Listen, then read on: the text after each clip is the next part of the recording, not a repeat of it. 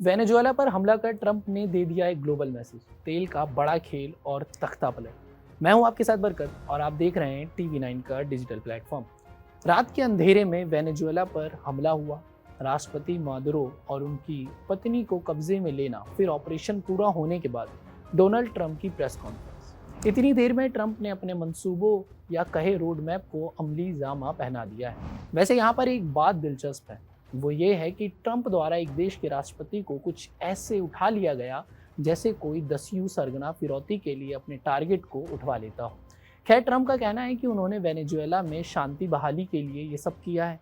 हालांकि इस शांति की परतों के नीचे तेल है, जिसका जिक्र खुद उन्होंने प्रेस कॉन्फ्रेंस में किया है। ये घटना इतिहास की सबसे बड़ी और विवादास्पद अमेरिकी मिलिट्री एक्शन में से एक है। चलिए स्टेप बाय स्टेप पूरी जानकारी आपको हम इस वीडियो में देते हैं, हमारे साथ बने रहिएगा। 3 जनवरी 2026 की आधी रात के आसपास अमेरिकी फोर्सेस ने ऑपरेशन एब्सोल्यूट रिजॉल्व नाम से एक बड़े पैमाने पर स्ट्राइक शुरू की। यह ऑपरेशन महीनों से प्लान किया जा रहा था, जिसमें CIA, DEA, special forces, data force और मिलिट्री शामिल थी। ऑपरेशन में 150 से ज़्यादा एयरक्राफ्ट इस्तेमाल हुए। F-35, F-22 fighter jets, B-1 bombers, stealth drones और हेलीकॉप्टर्स, ये सारे इस्तेमाल किए गए। चलिए आपको बताते हैं कि आखिर हुआ क्या था। काराकास, जो कि वेनेजुएला की राजधानी है, उसके साथ साथ आसपास के इलाकों में एक्सप्लोजन हुए थे। फ्योर्ते टियोना सबसे बड़ा मिलिट्री कॉम्प्लेक्स है। एलेगोरा पोर्ट और अन्य जगहों पर हमले हुए। लो फ्लाइंग एयरक्राफ्ट की आवाज़ें सुनी गई। बिजली गुल हो गई। इतना ही नहीं, वेनेजुएला के राष्ट्रपति निकोलस मादुरो और उनकी पत्नी सीलिया फ्लोरेस को उनके सेफ हाउस से कैप्चर किया गया। डेल्टा फोर्स कमांडोज ने रेड किया, जहां हेलीकॉप्टर्स पर फायरिंग हुई, लेकिन कोई अमेरिकी कैजुअलिटी नहीं दिखी। मादुरो को USS IWO जिमा, अमेरिकी नेवी का एम्फीबियस अटैक शिप पर ले जाया गया।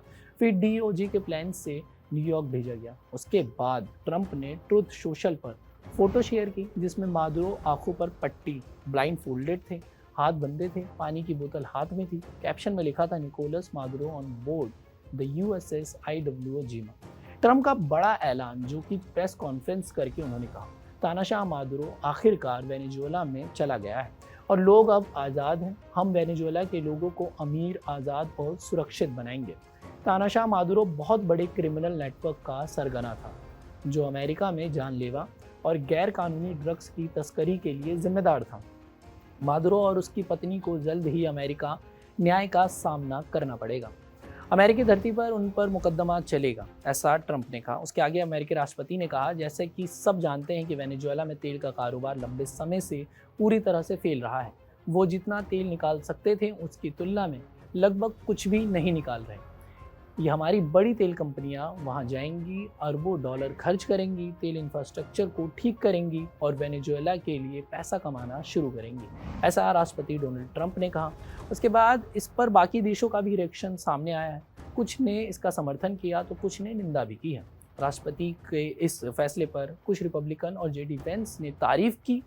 कमला हैरिस ने निंदा की और उन्होंने कहा कि अवैध और अनवाइज रिजीम चेंज और ऑयल के लिए युद्ध किया गया है। UN, रूस, चीन, क्यूबा, कोलंबिया के राष्ट्रपति ने विरोध किया है, सॉवरेनिटी का उल्लंघन बताया। UN सिक्योरिटी काउंसिल की इमरजेंसी मीटिंग 5 जनवरी को होगी।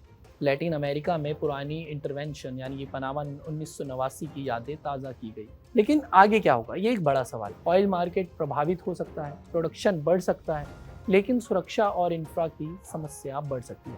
यह अमेरिका पॉलिसी का बड़ा टेस्ट है। क्या ट्रंप अमेरिका फर्स्ट को बैलेंस कर पाएंगे, ये एक बड़ा सवाल है। दोस्तों, ये घटना लैटिन अमेरिका ऑयल प्राइस और ग्लोबल जियोपॉलिटिक्स को हमेशा के लिए बदल सकती है। हम हर अपडेट आपके सामने लाते रहेंगे। आपको क्या लगता है, डोनाल्ड ट्रंप का ये कदम ठीक था या नहीं? हमें कमेंट करके ज़रूर बताइएगा। और देश और दुनिया भर की तमाम खबरों को देखने के लिए टीवी 9 डिजिटल को सब्सक्राइब भी ज़रूर कर दीजिए।